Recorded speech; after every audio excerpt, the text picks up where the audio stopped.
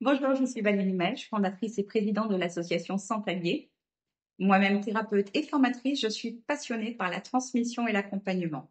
J'ai créé Santalier pour réunir des thérapeutes engagés, prêts à faire rayonner leur savoir-faire et leur vision du bien-être.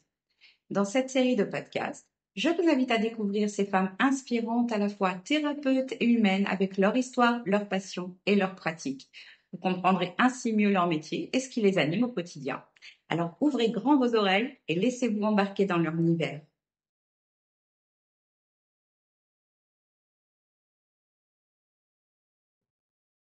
Bonjour Justine, Bonjour Valérie. je suis ravie de t'accueillir à la maison pour l'émission où donc toutes les thérapeutes de Santalier se présentent. Ça va, tu vas bien?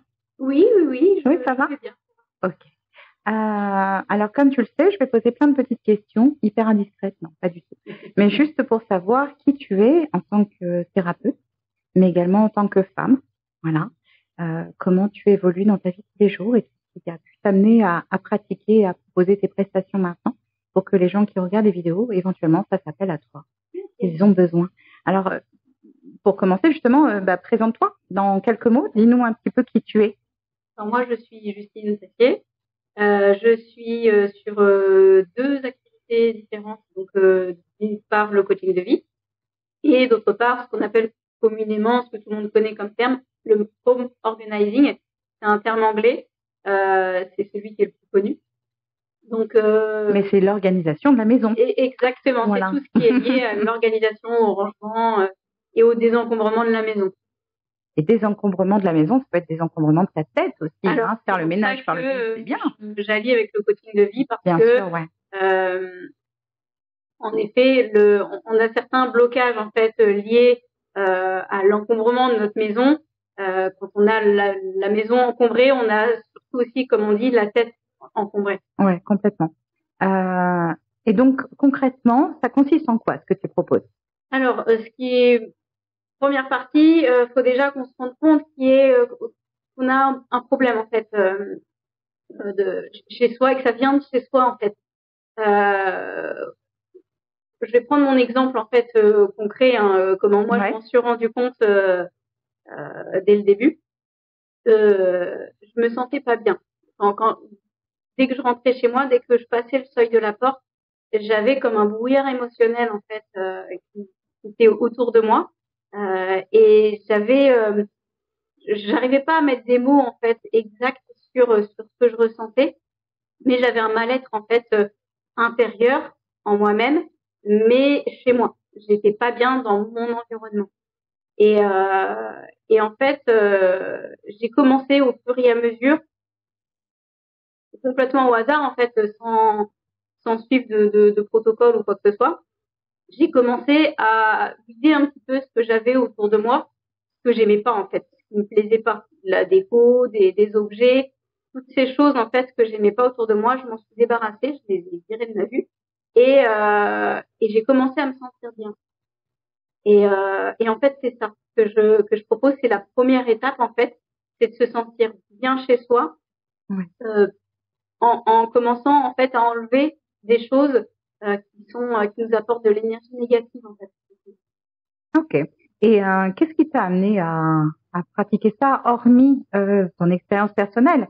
Comment tu t'es dit, tiens, je vais en faire un métier? Alors, je n'avais aucune idée au début qu'on pouvait en faire un métier. Je me suis rendu compte, moi, dans ma vie, lors du confinement, en fait, qu'il y avait quelque chose, en fait, qui n'allait pas, moi, dans ma vie quotidienne. Et grâce, en fait, au confinement, je vivais une vie métro, boulot, dodo. Et j'enchaînais, en fait, j'enchaînais les heures. C'était comme ça. Comme on dit, c'est comme ça. J'ai connu à ce moment-là ce qu'on appelle la slow life en fait.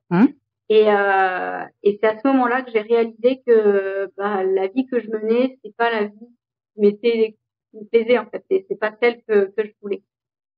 Donc j'ai commencé la première étape pour moi, la première marche, ça a été d'aller consulter en fait une coach. Donc j'ai fait un bilan de compétences. Première étape, j'ai fait un bilan de compétences qui m'a amené en fait vers un métier que je ne connaissais pas du tout. C'est le coaching de vie. Et j'avais quelque chose que j'adorais par-dessus tout, et je m'en suis rendu compte lors de cet accompagnement-là, où j'ai fait la liste de tout ce que j'aimais faire. Et moi, j'adore ranger, en fait. J'adore l'ordre, et j'ai un besoin d'ordre déjà qui est assez fort. Et j'adore ranger, j'adore les espaces épurés. Ça te rassure complètement. Oui, ça me met en fait dans ma bulle, et avec que des choses que j'aime bien autour de moi. Et en fait, j'ai réalisé à ce moment-là que je pouvais faire tout ce que je voulais en fait à partir de ce moment-là. Et c'était mon plan B en fait, ce qui est lié au rangement. Et je me suis dit, pourquoi pas faire quelque chose avec les deux, à la fois le coaching et aussi le rangement, qui est lié en fait à la maison, au rangement, parce que je trouvais quand même qu'il y avait une forte connexion entre les deux. Et c'est parti de là en fait. C'est parti de là, je me suis dit, en fait, je peux faire quelque chose et créer quelque chose avec ça. Et pas longtemps après, j'ai découvert une émission sur Internet, et je pense que beaucoup de monde connaît cette personne-là. C'est une émission avec Marie Kondo. D'accord. Qui justement prône le rangement, la méthode KonMari. Et je me suis dit, ouais, en fait, j'ai découvert à ce moment-là qu'on pouvait en faire quelque chose. En faire un métier, oui. Exactement, en faire un métier. Donc, c'est pour ça, à partir de là, que je me suis lancée là-dessus. Et qu'est-ce que tu faisais avant?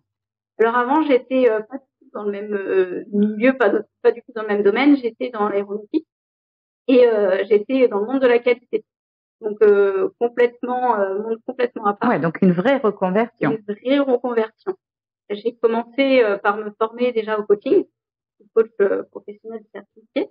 Je me suis formée pendant un peu plus d'1 an auprès d'un organisme qui est à l'international. Et en fait, à partir de là, donc, il y a eu toute cette formation, tous ces entraînements, et à partir de là, j'ai moi-même travaillé sur moi. Bien sûr, comme tout thérapeute. Voilà, exactement. Et on s'aidait justement les uns les autres. Et ça m'a permis aussi, moi, de débloquer certaines choses que j'avais, des blocages à l'intérieur, et qui m'ont permis de faire les premiers pas et d'avancer très concrètement sur cette voie-là. Ok. Aucun regret? Non, aucun regret. Tu es installée depuis combien de temps maintenant? Alors moi, ça fait juste 1 an. Oh, j'ai fêté ma première année. Oui, donc 2024. Hein. Ouais. Exactement, 2024. Et tu penses qu'il y a eu un déclic ou quelque chose vraiment qui est sur ton parcours là, qui a fait que tu as réussi à franchir le cap? Alors, il y a plusieurs choses. Il y a plusieurs choses en effet. Déjà, alors toujours lors de ma formation où j'ai beaucoup travaillé sur moi, j'ai fait un exercice assez puissant qui s'appelle la ligne de vie. Et dans cet exercice, on va mettre en fait en relief toutes les choses qu'on a vécues de manière négative dans notre vie, et toutes les choses sur le moment, et toutes les choses qu'on avait vécues de manière positive. Et là, ça m'a donné en fait une perspective différente de ma propre vie, en fait, de tout ce que j'ai vécu comme négatif, qui derrière m'ont apporté beaucoup de choses positives.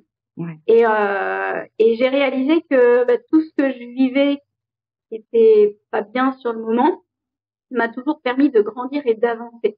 Et ça, c'est extraordinaire. D'ailleurs, ça, retenez-le. Hein, clairement, si vous nous écoutez, si vous regardez la vidéo, voilà, à chaque chose négative, à sa chose positive, il y a toujours son contraire. Et ce qu'il faut apprendre, c'est vraiment à conceptualiser, plutôt à conscientiser, en fait, que derrière un événement négatif, il y a quelque chose qui s'est débloqué et Exactement. Qui peut nous amener à changer de voie, à changer de vie, à devenir heureux. Voilà. Exactement. Et aujourd'hui, dans tout ce que je vis, je pense à ça. Je cherche le positif, en fait.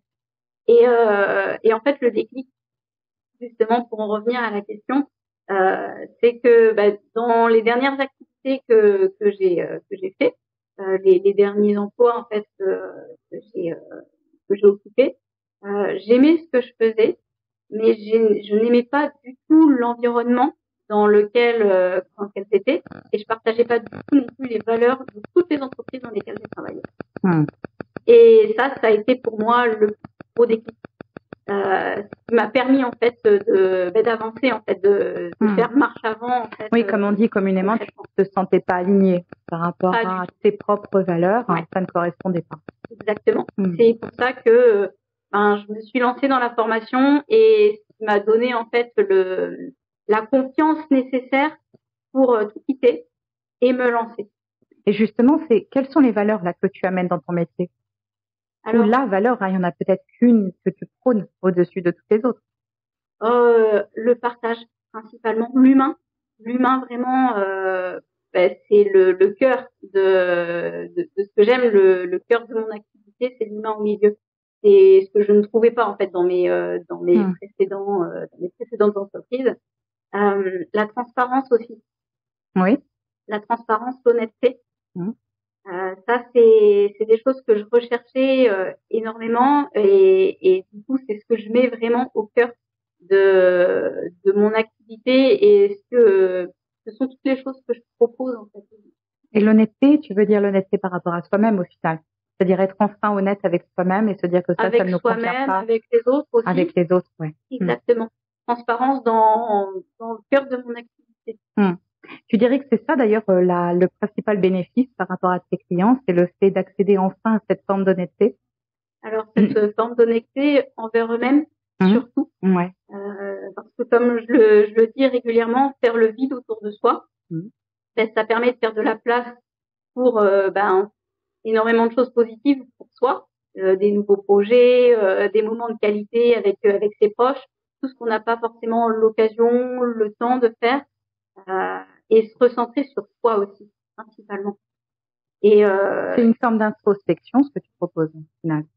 Concrètement, oui. Ouais. Et clairement, oui. C'est ce qui fait ta différence, tu trouves, par rapport aux autres praticiens, aux autres coachs? Alors, en partie, oui. Parce que la différence, en fait, avec les autres personnes qui s'occupent de l'intérieur, l'environnement des personnes, vont s'occuper que de ça, que de désencombrer. Et c'est la chose que j'ai pas retrouvée en fait chez les autres, alors sans me comparer ou quoi que ce soit, mais dans cette partie coaching, il y a ça en plus. C'est cette recherche aussi d'alignement avec soi-même, de vérité avec soi-même et se connaître aussi soi-même. Oui, donc c'est presque une enseignante au final. Apprendre à se connaître soi-même, c'est de l'enseignement. C'est donner les clés pour. Moi, j'adore. Ouais, mais ça se sent. C'est pour ça que je me permets de t'amener sur ce terrain-là, parce que clairement, ça se sent. Et je pense que les gens qui vont regarder la vidéo vont le sentir aussi. On sent que tu es complètement aligné, en tout cas avec ça, avec cette capacité à transmettre et à enseigner. Et bientôt, des formations peut-être tu proposerais avec tes propres valeurs? Eh ben oui, justement, c'est vraiment marrant. Parce que c'est quelque chose que je mets pas forcément en lumière, du moins comme ça en parlant, mais un des plus gros projets 2025-2026, c'est de me lancer en plus dans l'enseignement. Bravo! Donc, eh ben voilà, marrant, ça y est. En lumière, eh ben voilà, il n'y a pas de hasard. Impeccable. Voilà. C'est vraiment, pour moi, c'est l'alignement complet avec cette partie-là. Oui, clairement. Après, effectivement, c'est extrêmement épanouissant au final de pouvoir transmettre avec ses propres valeurs et se sentir aligné par rapport à ce qu'on transmet. C'est juste incroyable. Oui. Ouais. Et au-delà de ta profession, quelles sont tes passions, tes loisirs? Qu'est-ce que tu fais en dehors du boulot? Alors moi, ce que j'adore par-dessus, il passe beaucoup de temps, c'est la lecture. Ouais.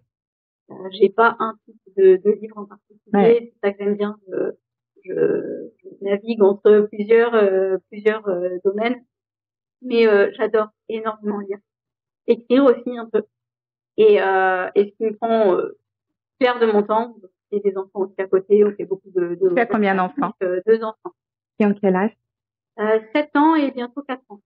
Oh, j'ai des petits encore. Donc on profite des loisirs créatifs à fond. C'est le côté créatif qui ressort aussi.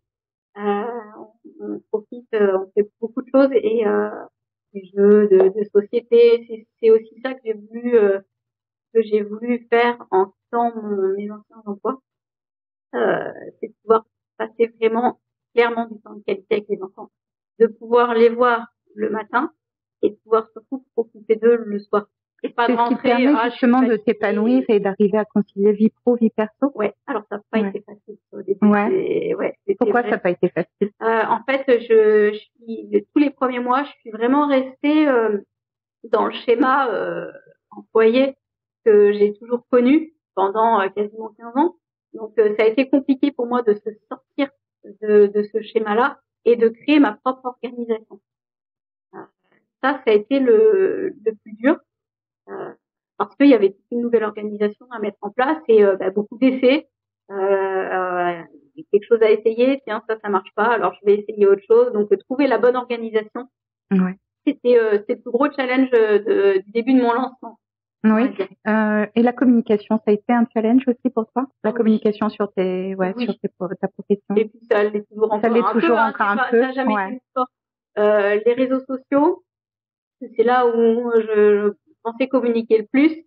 J'ai essayé, c'est pas mon plus grand fort, très honnêtement. Ouais. Mais tu essaies. J'essaie. Je suis sortie déjà plein de fois de ma zone de confort. Ouais. Et pour ça, ça a été plein de mini-fiertés qui sont succédées.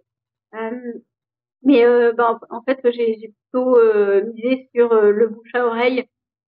Alors même si j'écarte pas complètement les réseaux, mais partir sur un réseau de gens que je vois en fait. Et tu penses justement que c'est faisable de se passer à l'heure actuelle un peu des réseaux? Alors, peut-être pas complètement, mais ça pourrait, avec justement un bon réseau physique, on va dire. Ouais. Voilà, le réseau physique. Oui, c'est ça, ouais. C'est ce qui t'a attiré aussi dans l'association, le fait d'être en contact avec d'autres personnes? Complètement. Ouais. Complètement. En tout cas, nous, on est ravis de t'avoir. Oui, je suis ravie d'en faire partie. Ah bah oui. Alors, quel conseil tu donnerais à la petite fille que tu étais? Alors, quel conseil je donnerais à la petite fille que j'étais? On lui a toujours reproché. Moi, je lui dirais plutôt de se faire confiance, en fait. Qu'elle peut se faire confiance. Qu'elle a le droit d'être là. Qu'elle a sa place. Et qu'elle a le droit de déployer ses vies. Joli. Ouais. Ça te touche encore? Oui. Ouais. T'as pas encore complètement résolu cette légitimité? En très grande partie. Ouais. Mais il y a toujours du travail. On aura toujours du travail. Plus on avance, plus on avance dans la vie. Et en fait, c'est des choses à travailler sur soi qui sont différentes. Mais oui, c'est vrai. On sent, en fait, moi, je sens l'évolution du travail sur moi. Oui, je sais pas si c'est clair, comme c'est ça. très clair. Mais, et puis, ce qui est important, même pour les gens qui vont nous regarder, de comprendre, c'est que c'est le plus beau chemin, en fait, qu'on puisse offrir, c'est la connaissance de soi. Et tout ça, eh bien, ça en passe par beaucoup de remises en question, parfois des pleurs, des colères, du ménage. Du ménage. Oui, clairement, faire le tri. Mais c'est un chemin magnifique parce que même s'il bouleverse, même s'il chamboule, c'est un pas de plus vers soi. Clairement. Merci beaucoup, dis donc, Justine, d'avoir partagé avec. Merci d'avoir partagé ton émotion parce que c'est extrêmement touchant. Écoute, je te propose, comme tu le sais, tu as dû voir les autres émissions, une petite question secrète. Ok? Ça marche. Allez. Donc, hop, elle n'a pas vu. Non. Espérons que ce soit une qui n'a jamais été tirée. Celle-là me tente. Allez, zou. Oh, il y a du texte. Alors, tu es coincé sur une île déserte. Quel objet ou livre emporterais-tu absolument avec toi? C'est marrant quand même que tu tires cette question. C'est fou. Alors, est-ce qu'on considère les lunettes comme un objet? Parce que sinon, celui-là, il est toujours sur moi. Oui, c'est sûr. Sinon, tu peux pas lire, c'est ça? C'est ça. Alors, on va dire lunettes. Allez, on prend. Et un livre. Dis-nous quel livre. Un livre, c'est compliqué parce que il y a plein de livres intéressants. Mais le genre de livre que j'aime lire et relire. Les romans, je les lis une fois et après je les rends à la bibliothèque. Donc clairement pas les romans, mais c'est dur de faire un choix. Ah oui, hein. Type de livre ou un titre. As-tu un titre que tu as lu et relu régulièrement? Alors moi, les livres que je lis, relis, re-relis, c'est les livres de développement personnel. D'accord. Justement, tout ce qui est lié au travail sur soi, l'évolution de soi, les choses positives aussi. Je pense au livre de Kim Vex, par exemple, Laurent Sarpi. Ça, c'est des livres que j'ai relus tellement de fois. Donc, je vais partir là-dessus. Un livre positif sur le développement personnel. Ouais, c'est ça. Voilà, il y a un livre que j'ai déjà relu 3 fois, que je garde vraiment dans ma bibliothèque parce que je l'adore. Ce livre-là s'appelle Vivre pour de vrai et je l'adore. Donc, livre de développement personnel aussi, très positif. C'est un livre que tu conseillerais d'ailleurs? Et c'est un livre que je conseille, en effet. Bon, ben voilà, c'est dit. Hein, voilà. Merci beaucoup, Justine. Je suis ravie que tu aies partagé tout ça avec nous, que tu aies pu nous permettre de te connaître un peu mieux. Alors, c'est vrai que moi, j'avais la chance de te connaître un peu plus que certaines, puisque voilà, ça fait un petit moment maintenant que tu es avec nous dans l'asso. Par contre, tu vois, cette émission m'a permis de me rendre compte à quel point on avait des points en commun, à quel point on avait des choses vraiment similaires. Et c'était assez incroyable parce que j'en avais pas du tout conscience. Donc, personnellement, je te remercie. Voilà, parce que c'est ouais, j'ai pas envie de dire c'est une belle rencontre puisqu'on s'est déjà rencontrés, mais on va dire c'est de belles retrouvailles. Voilà. Merci beaucoup. Alors, tu vas terminer par nous donner tes coordonnées. Hein. Si on veut mettre du tri, du rangement, du mieux, de tout ça. Bien sûr. Alors moi, je me déplace à domicile. Je fais aussi de la vidéo. Ouais. Donc moi, je me déplace dans toute Côte-Saran. Ok. Et en termes de coordonnées, Justine, mon prénom, point Tachier, T-A-S-C-H-I-E-R, mon nom, point coaching, @gmail.com. Et ton numéro de téléphone peut-être? Alors mon numéro de téléphone 06 73 96 06 97. Ok. De toute façon, les coordonnées sont notées noir sur blanc dans la description de la vidéo. Et puis, bien entendu, si des personnes ont un doute ou autre, eh bien, n'hésite pas à contacter Santalier. Merci beaucoup, Justine, d'avoir partagé ce moment avec nous. Et puis, je te dis à bientôt, hein, à très vite, parce qu'on va se revoir assez rapidement, hein, je crois. Hein. Et puis, vous, à très vite pour un autre épisode. Au revoir. Merci beaucoup.